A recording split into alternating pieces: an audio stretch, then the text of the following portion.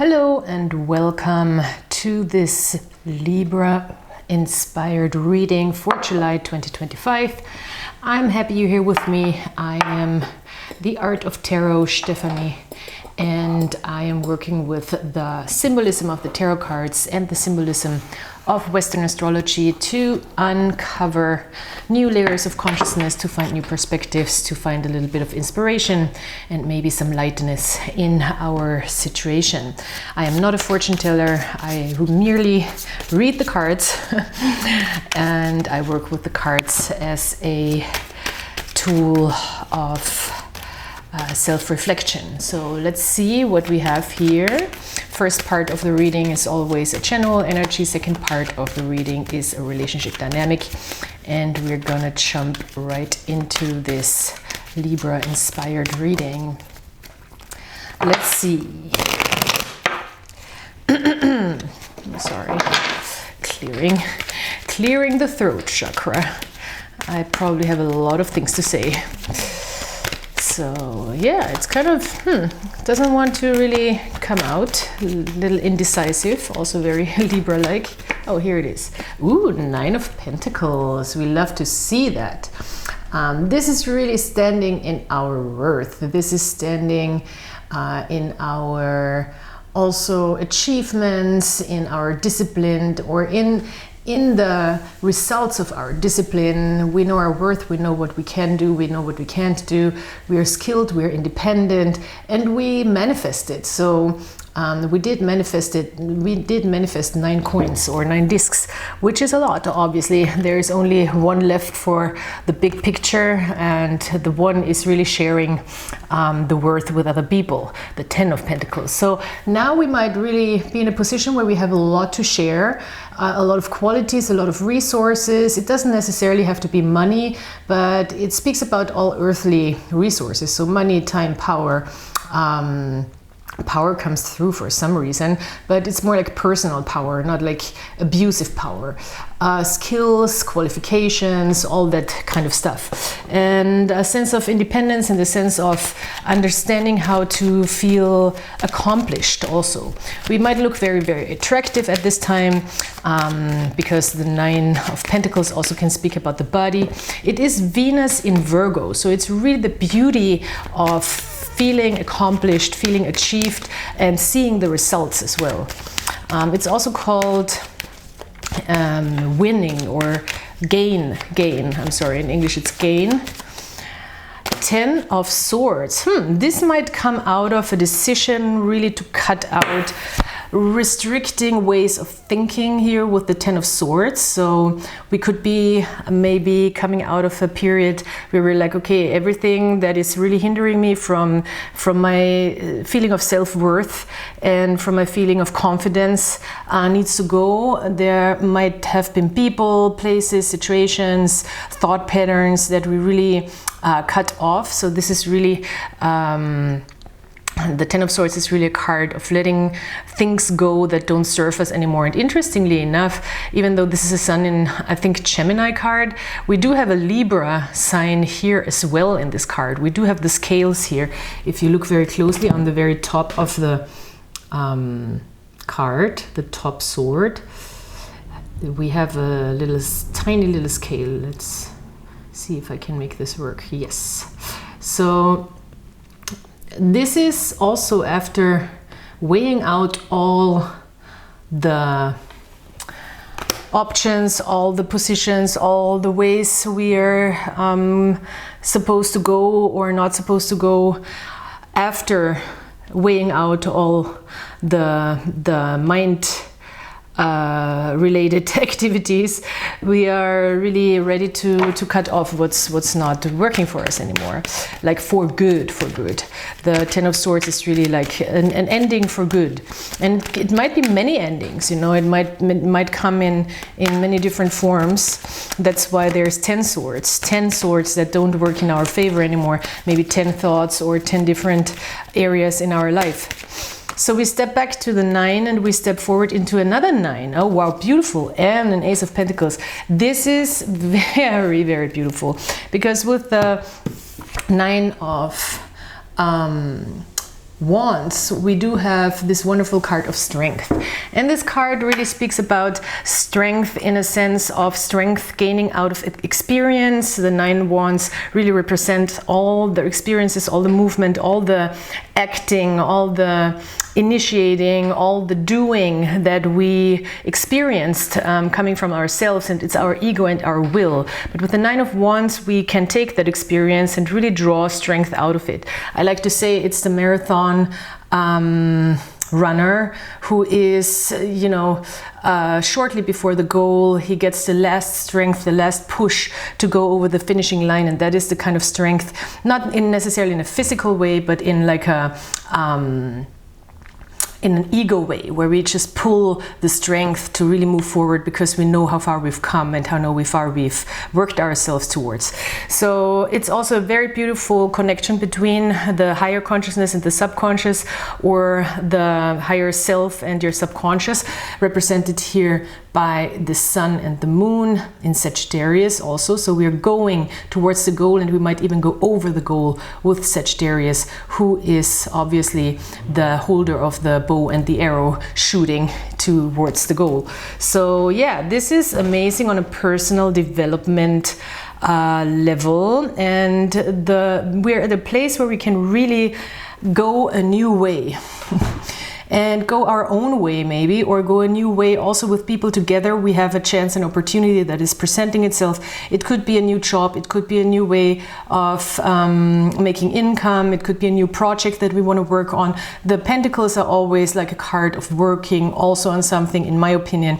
It can also be a relationship, of course, but it's something stable. It's a seed that we want to plant and that we want to see grow in the long term. So this is the beginning, this is the opening. This is the opening energy. This is not manifested energy yet. This is what's happening with the aces. They are not showing themselves already. It's like the seed, the spirit of an energy.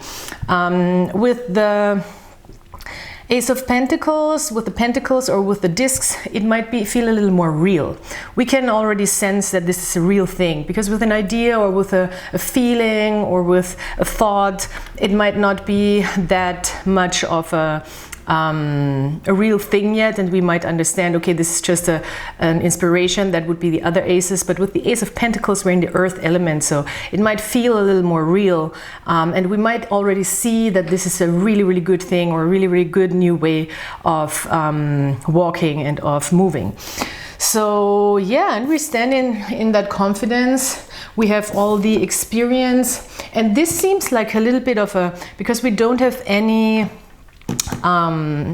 major arcana cards here. This is really one of those moments where we can really take the wheel, where this sounds stupid, but it's like, it feels like peanuts for Libra, you know. It's like, yeah, okay, I can handle this. I have the confidence. I know what to do. I have the strength. I have the experience. I know what not to do anymore. It's very solid, because when a major arcana comes in, then it could be like a major, as it's already saying in the word, a major occurrence, a major experience, a major life moment. And here it seems more like, okay, this is happening, I can handle it.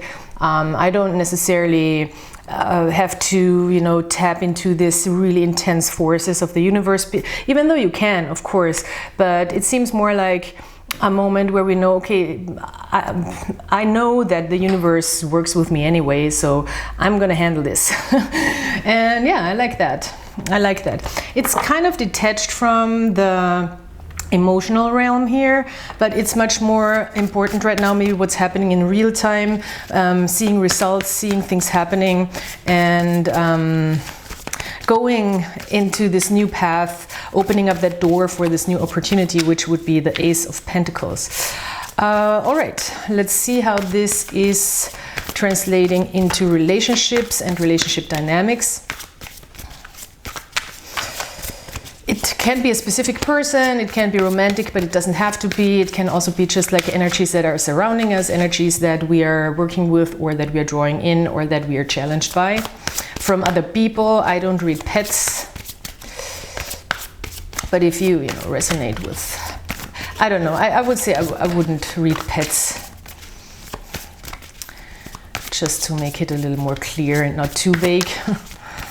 Okay, so this other entity, I want to say, energy, 9 of Pentacles. Oh, that is fascinating, because we are mirroring each other here.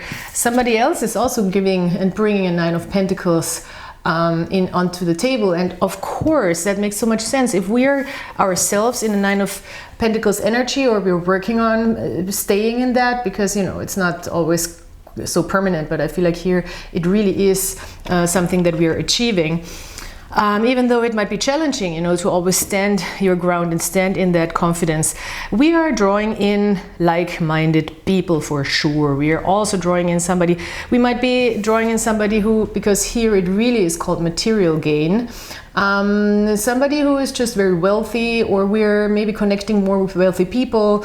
If we are working on a business, maybe we want to think about selling to wealthier people, or we are also connecting with people who know their worth, you know. And knowing your worth is not necessarily like this narcissistic idea of I'm better than everybody. No, it's exactly kind of the opposite, in a way that we also, when we know our worth, we know what we can't do as well. So this is very, very nice that we're drawing in very independent energy. There's Venus in Virgo, so accomplished also. Maybe we want to attract people who can be like-minded, where we can also exchange a little easier on what's important, what's not important. The same values also I see, because the Pentacles are also a lot about values, and as I say that, both of my legs are tingling, so I don't know what's happening. But I have tingling sensations often when I read. I don't think it's because I'm sitting. Oh, nice. And we're having a Judgment card. We're also like, yes, finally, I see the way. Maybe this even feels a little bit like a divine intervention type of thing, or we feel like we're finally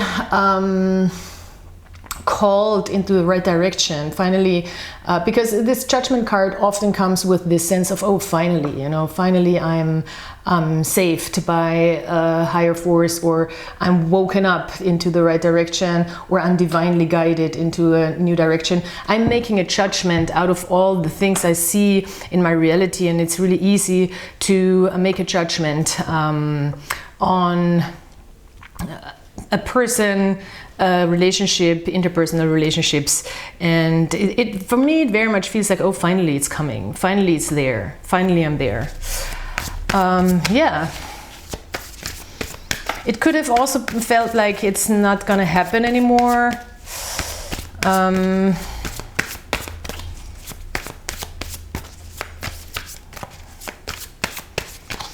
In relationships right now, if you are really looking at romantic relationships, it could also be a lot about independence right now. That both people are very much about like, what does it mean for me to stay independent, to interdepend but not get codependent? 4 of Swords. Yeah, and it seems like Rest from Strife is a good card. We don't have to fight for anything anymore. We just have to be ourselves and do what feels guided, and follow the calling. We know the calling, we know where we want to be, we know where we want to stand, and it might right now with the Princess of Wands be a little more of an adventurous thing, where we are just trying out things also with people, but we're seeking out people or a specific person that understands that sense of independence, that sense of confidence within themselves. And there is kind of no room for conflict right now. Maybe we're really retreating a little bit. We're letting maybe also conversation not be too, you know, challenging, because we all know where we want to go, and it seems like we want to go to the same place, or we're figuring out if we want to go to the same place, but we are definitely drawing in like-minded people and adventurous people and open-minded people, and we are at the same time staying adventurous, open-minded and playful about it here with the Princess of Wands. With the Princess of Wands, we do have to be a little careful that we are not too impulsive, even though there is so much earth energy that I think a little bit of fun, risky business, which doesn't have to be, you know, crazy, but it could be benefiting because we're in a very, very stable place. Yes, and the Prince of Swords is also here. The High Priestess is here. So we don't have to maybe, you know, discuss everything out, talk everything out. We just have to kind of stand in our worth and stay in our worth, and also see the person in their worth, and from there on we're gonna know what to do in every moment. This is the Judgment card. We're gonna know what to do.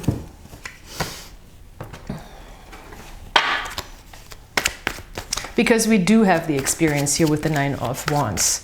So yeah, for relationships, I think for you it is a bigger month than for personal growth, because the personal growth is kind of like arriving. I feel like for relationships it's more like, oh yeah, that's the way to go. That feels good, that feels right, that feels also exciting with the Princess of Wands. I think it's important still to take breaks. Oh wow, yeah, take breaks from also conflict, because quarrel is coming out. Assertion, intuition on your side.